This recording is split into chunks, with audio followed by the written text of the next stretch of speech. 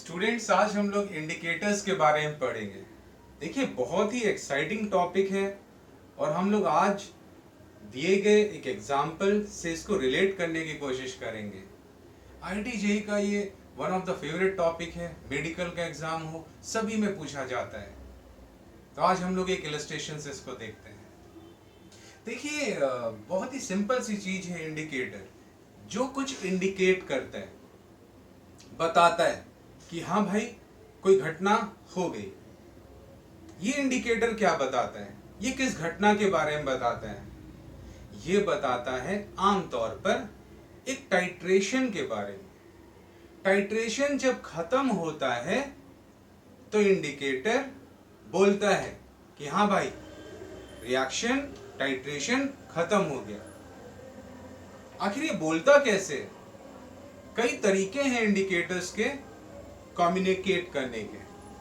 हम लोग जो पढ़ रहे हैं ये कलर्ड इंडिकेटर है। ये अपना कलर चेंज करता है जिससे ये बताता है हाँ भाई कोई काम हो चुका है। अब इस इलस्ट्रेशन को देखते हैं। देखिए, हमने जो इंडिकेटर चूज किया है ये बहुत ही फेमस आपके स्कूल के लैब में मिलने वाला एक बहुत ही सिंपल सा इंडिकेटर है, फेनोप्थिलीन। इसको हमने एक शॉर्ट हैंड नोटेशन से डिनोट किया है HPH। HPH stands for phenolphthalein. ये एक वीक ऑर्गेनिक एसिड होता है। आप देख सकते हैं हमने यहां पे एक रिएक्शन लिखा है। एक ये एसिड है, H+ वाटर में रिलीज करता है और एनायन का फॉर्मेशन करता है। यहां पर हमने कुछ इंपॉर्टेंट इंफॉर्मेशन भी लिखी है। ये इंफॉर्मेशन बहुत इंपॉर्टेंट है। देखिए, ये इंफॉर्मेशन क्या है? हमने HPH के नीचे कलरलेस लिखा है, PH- के नीचे पिंक लिखा है। देखिए, HPH यानी फेनोप्थिलीन जो कि एक वीक एसिड है, इसका कोई कलर नहीं होता है। हाँ, लेकिन इसका जो कॉन्जुगेट बेस है एनायन, इसका कलर होता है, ये पिंक कलर का होता है। तो आखिर हमको कब पिंक मिलेगा, कब सॉल्यूशन कलरलेस मिलेगा, ये किस बात पे डिपेंड करेगा, निर्भर करेगा? ये निर्भर करेगा कि HPH डोमिनेटिंग स्पीशीज है कि PH- डोमिनेटिंग स्पीशीज है। अगर HPH सॉल्यूशन में डोमिनेटिंग होगा तो कलरलेस, अगर PH- डोमिनेटिंग होगा तो पिंक कलर मिलेगा। तो एक क्वेश्चन दिमाग में आता है कि कैसे आखिर ये जो डोमिनेंस है ये चेंज होगा, कब HPH डोमिनेट करेगा, कब PH- डोमिनेट करेगा, आखिर ये होगा कैसे और होता कैसे? देखिए, जब हम एक टाइट्रेशन कराते हैं, हमने यहां पर एक इलस्ट्रेशन भी लिया हुआ है। बहुत ही अच्छा इलस्ट्रेशन है, रिनाउंड इलस्ट्रेशन है। एक हम स्ट्रॉन्ग एसिड HCl को यहां बीकर में लेकर रखते हैं। ब्यूरेट से एक स्ट्रॉन्ग बेस NaOH को ड्रॉप वाइज ड्रॉप डालते हैं। आप जानते हैं HCl एक एसिड होता है, स्ट्रॉन्ग एसिड है। जब बेस पहुंचेगा तो HCl और NaOH में रिएक्शन। हमने रिएक्शन भी यहां पे देखिए लिखा हुआ है, सभी जानते हैं, सॉल्ट और वाटर। अभी है क्या, मान लीजिए आपने इस बीकर में 100 HCl लिया है, तो रिएक्शन कब पूरा होगा? जब 100 NaOH पहुंच जाएगा, 100 HCl को पूरी तरीके से खत्म कर देगा, तभी रिएक्शन पूरा होगा। अभी इन द मीन वाइल क्या होता है? आपने NaOH डालना शुरू किया, 1, 2, 10, 15, 20, 50 ऐसे करके डालेंगे। तो आप जैसे जैसे कंटिन्यूअसली NaOH को डालेंगे, HCl की मात्रा कम होती जाएगी। तो जब HCl की मात्रा कम होती जाएगी तो सॉल्यूशन का pH धीरे धीरे बढ़ेगा। लेकिन जब तक HCl मौजूद रहेगा, इतना स्ट्रॉन्ग होता है कि किसी को अपने ऊपर हावी नहीं होने देता। तो जब तक HCl है बचा, तब तक वो pH को कंट्रोल में रखेगा और pH को कम रखेगा। अभी इसी बात को हम लोग पिक्टोरियली ग्राफिकली देखते हैं। अब देखिए ये पॉइंट है जब अभी NaOH नहीं डाला है, अब आपने NaOH डालना शुरू किया। जब शुरू करेंगे तो देखिए पीएच धीरे धीरे क्रीप कर रहा है, बढ़ रहा है धीरे धीरे, क्योंकि HCl अभी है, अभी पूरा खत्म नहीं हुआ है, तो धीरे धीरे पीएच बढ़ रहा है क्योंकि HCl का NaOH के साथ रिएक्शन होता जा रहा है। आप देखिए पीएच में कोई खास अंतर नहीं है जब तक हम लोग इस पॉइंट तक नहीं पहुंचे।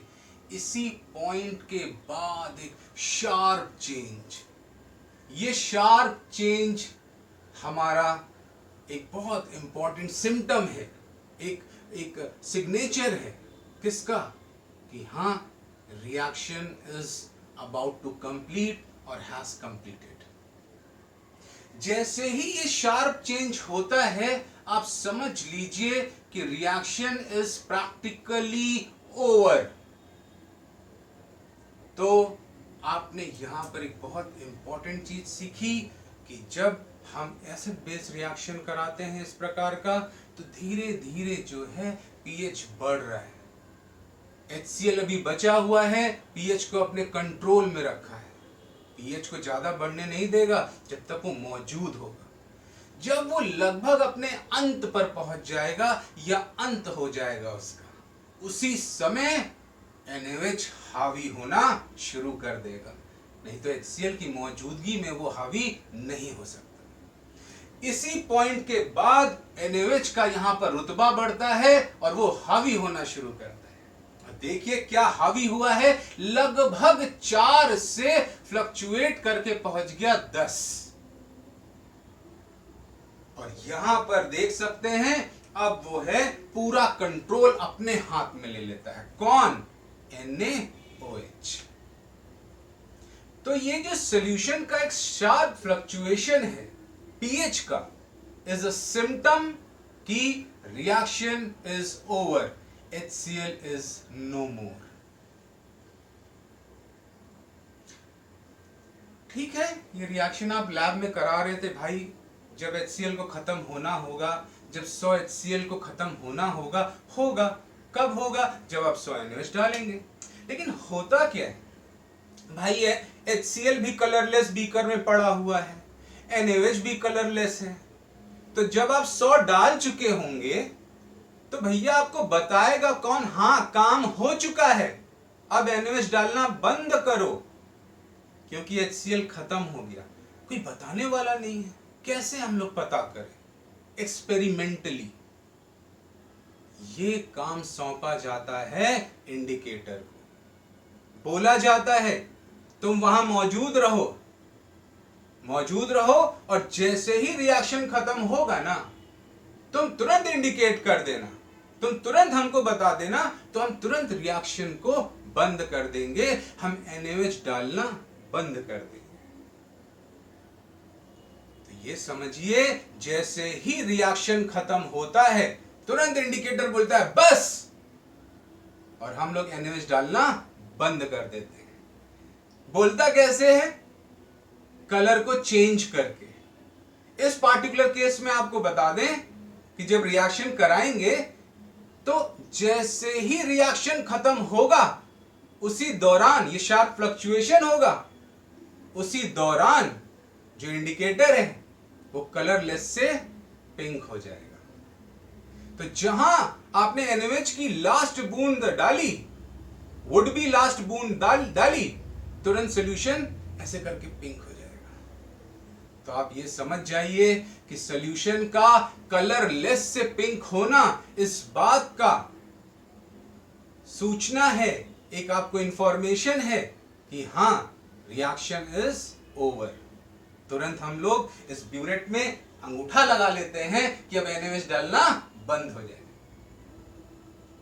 तो ये इंडिकेटर का काम है, और ये अचानक नहीं होता है, ये सब पहले से हम लोग प्लान करते हैं। क्या प्लान करते हैं? देखिए ये इंपॉर्टेंट है, क्या प्लान करते हैं? प्लान ये करते हैं कि पहले हम सारी स्टडी करते हैं। स्टडी में ये देखते हैं कि जब सॉल्यूशन में पीएच का शार्प फ्लक्चुएशन हो रहा है तो रिएक्शन खत्म होता है, और ये शार्प फ्लक्चुएशन को हम पीएच मीटर से नाप लेते हैं।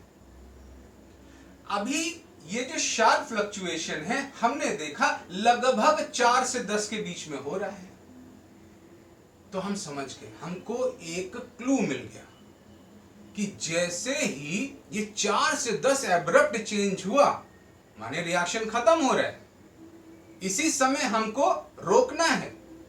तो जो इंडिकेटर होना चाहिए वो प्रॉपरली इसी समय अपना कलर चेंज करना चाहिए, न इससे पहले न इससे बाद में। जब घटना खत्म हो रही है, घटित हो रही है, तभी उसे इंडिकेट करना चाहिए। तो ये जो एक शार्प फ्लक्चुएशन है, इसी रेंज में इंडिकेटर को अपना कलर चेंज करना चाहिए, बोलना चाहिए कि हाँ देखो हमने कलर चेंज कर दिया, अब तुम रुक जाओ, बंद कर दो। और ये प्लानिंग में जो सक्सेसफुल होता है, जो बैठता है, वो है फेनोल्फ्थालीन। तो हमने तो ये एक्सपेरिमेंटली पीएच मीटर से नाप लिया कि भाई जो शार्प फ्लक्चुएशन है वो 4 से 10 के बीच का है। फिर हमने कुछ इंडिकेटर्स को अब थोड़ा देखना शुरू किया, टटोलना शुरू किया, तो हमको मिला फेनोल्फ्थालीन। फेनोल्फ्थालीन के बारे में जैसा कि हमने बताया, ये अपना कलर चेंज करता है, और इसका जो कलर में चेंज है, देखिए इसके बारे में आपको बहुत इंपॉर्टेंटली बताना चाहते हैं। देखिए जब सॉल्यूशन का पीएच 8.2 से कम है तो वो कलरलेस है।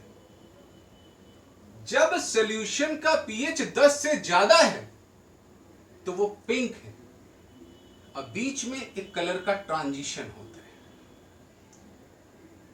यानी 8.2 से कम तो वो आपकी आंखों को दिखेगा कलरलेस, और 10 के ऊपर तो आपकी आंखों को दिखेगा पिंक। बीच में ट्रांजिशन है। अब देखिए, ये जो शार्प फ्लक्चुएशन हुआ 4 से 10, तो जैसे ही आपकी सो कॉल्ड लास्ट बूंद जाएगी, हम यहां पहुंच जाएंगे, तुरंत ये शार्प फ्लक्चुएशन होगा। लास्ट बूंद के दौरान ही ये शार्प फ्लक्चुएशन होता है। जैसे ही लास्ट बूंद गई, ये शार्प फ्लक्चुएशन हुआ, तो जहां ये हुआ तो पीएच 4 से 10 चेंज हुआ। तो जब 4 से 10 ये चेंज हुआ तो ये 8.2 और 10 के बीच से भी तो गुजरेगा। ये है बीच का स्टेशन। तो जब ये गाड़ी यहां से यहां जाएगी लास्ट ड्रॉप के दौरान, तो गाड़ी यहां से भी तो गुजरेगी, और जहां यहां से गुजरी तुरंत वो कलरलेस से क्या हो गया, पिंक हो गया।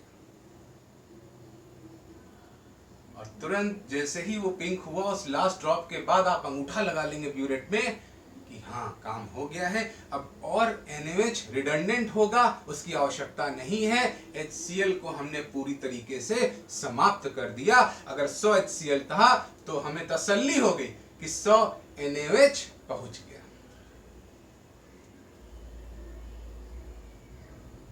तो आपने देखा कि इंडिकेटर बहुत ही इंपॉर्टेंट है। ये तो हमने इसका एक जो है इम्प्लीकेशन बताया, जो IIT JEE और मेडिकल के पॉइंट ऑफ व्यू से बहुत इंपॉर्टेंट था। और हमको ये कॉन्सेप्ट ध्यान रखना है कि इंडिकेटर कैसे किसी टाइट्रेशन के लास्ट को, किसी रिएक्शन के अंत को कलर चेंज करके हम लोग को बता देता है, और हम लोग समझ जाते हैं कि भाई कार्यक्रम हो चुका है, फिनिश हो गया। ये इंडिकेटर की यूटिलिटी है, और किस प्रकार हमने बताया कि कैसे इंडिकेटर का जो कलर होता है ये सॉल्यूशन के पीएच पे डिपेंड करता है। जैसे फेनोल्फ्थालीन था, 8.2 के अगर नीचे है तो वो कलरलेस बैठा होगा, 10 के ऊपर है तो पिंक हो जाएगा। यानी इसका व्यवहार भी चेंज करता है, किसके अनुसार, सॉल्यूशन के पीएच के अनुसार।